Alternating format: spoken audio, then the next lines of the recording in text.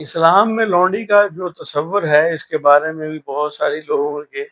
ذہنوں میں غلط فہمیاں اور عجیب قسم کی باتیں پائی جاتی ہیں۔ اسلام کو لوگ سمجھتے نہیں ہیں۔ اسلام کی گہرائی میں جب آپ اس کا مطالعہ کرتے ہیں اور اس میں کچھ لوگوں کے تعصبانہ نقطہ نظر اور مکتبہ فکر سے ہٹ کر اسلام کو اس کی خوبصورتی، اس کی اصل کے ساتھ، جب اس کی روح کے ساتھ آپ سمجھتے ہیں، پڑھتے ہیں، سیکھتے ہیں، جانتے ہیں، تو تب آپ کو پتہ چلتا ہے کہ اسلام نے جو ہماری تاریخ میں جو سوشل مسائل تھے، الجھنیں تھیں، پریشانیاں تھیں، ان کو کس زبردستی اور خوبصورتی اور نفاست کے ساتھ ختم کیا ہے۔ اب یہ جو لونڈی کا تصور تھا اس کا کیا تھا؟ اس کا یہی تھا کہ پہلے دور میں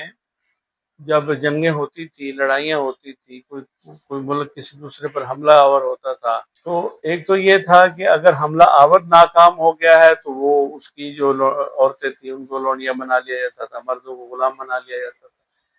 اسی طرح دوسری صورت یہ تھی کہ اگر کسی جنگوں میں ایک مفتوح ہو گئی ہے، جس پر غلبہ حاصل ہو گیا ہے، چاہے وہ حملہ آور تھی یا وہ جس کے اوپر حملہ کیا گیا تھا وہ تھی، تو ان کی جو مرد تھے وہ غلام بنا لیے جاتے تھے اور عورتیں کو ان کو لونڈیاں بنا لیا جاتا تھا۔ ان کا جو مال ہوتا تھا، ان کی جائیدادیں، گھر بار، اس سب پر قبضہ ہو جاتا تھا۔ تو پھر اس سلسلے میں پھر جب وہ سارا آ جاتا تھا، غزوہ بدر کے موقع پر بھی وہ جو ہوا کہ وہ سب جانتے ہیں کہ کیا کیا جائے، ان کو چھوڑ دیا جائے، ان کو مار دیا جائے، ان کی فدیہ لیا جائے، جو بھی ہے۔ تو اسلام نے آپ بہت سارے جو گناہ ہیں ان کا کفارے کے طور پر جب آپ دیکھتے ہیں کہ جیسے قسم توڑی ہے تو غلام آزاد کر دو، روزہ توڑا ہے تو غلام آزاد کر دو، اس طرح کوئی اور گناہ ہو گیا ہے تو غلام آزاد کر دو، لونڈی آزاد کر دو۔ تو اسلام تو انسانی آزادی وَلَقَدْ كَرَّمْنَا بنی آدم کا پیغام لے کے آیا ہے کہ انسانیت کو عزت دی گئی ہے، احترام دیا گیا ہے۔ تو اس لیے انسان کا غلام نہیں ہو سکتا۔ انسان کو جو شرف انسانیت عطا کیا گیا ہے اس میں کوئی ذات برادری کی فضیلت نہیں ہے، اس میں سب ایک جیسے ہیں۔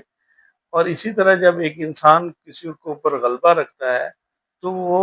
غلام اور لونڈی کا وہ مالک ہوتا تھا، وہ جو کماتا تھا وہ اس کا ہوتا تھا، جو اس کو دیتا تھا کھانے کو پینے کو وہ اس کو۔ اسی وجہ سے اسلام نے کھلانے پلانے کی بھی ترغیب دی ہے، کیونکہ غلام جو تھے ان کو کھلایا نہیں جاتا تھا، اچھے طریقے سے پلایا نہیں جاتا تھا، ان کے ساتھ غیر انسانی سلوک کیا جاتا تھا ان کو، تو ان کی ملکیت ہوتی تھی۔ تو اسلام نے تو بتدریج گریجولی آہستہ آہستہ آہستہ آہستہ غلامی کو ختم کیا کہ بھئی آپ جیسے اب تو جنگوں کا وہ سلسلہ ہی نہیں رہا اور مال غنیمت میں کوئی چیز ہاتھ آنے والی بات ہی نہیں رہی۔ لیکن اگر مال غنیمت بھی جو اب ایک فوج ہے، سربراہ ہے، سپہ سالار ہے، جنگ ہوئی ہے، جو بھی مال غنیمت آیا ہے وہ سب کے درمیان میں برابر تقسیم ہو جائے گا، جو جس کو ملے گا۔ اسی طرح غلام بھی جو مرد تھے ان کو غلام بنا دیا جاتا تھا کہ اس کو جو جس کے حصے میں آتا تھا وہ اسی کا مالک ہوتا تھا۔ اور اسی طرح لونڈیوں کا بھی تو ان کے ساتھ تمتع، وہ اوما ملکت ایمانکم کا جو لفظ آتا ہے اس کا یہی مطلب ہوتا تھا۔ لیکن اب کوئی انسان کسی کو خرید نہیں سکتا، کسی آزاد انسان کو کوئی خرید نہیں سکتا، اور اسی لیے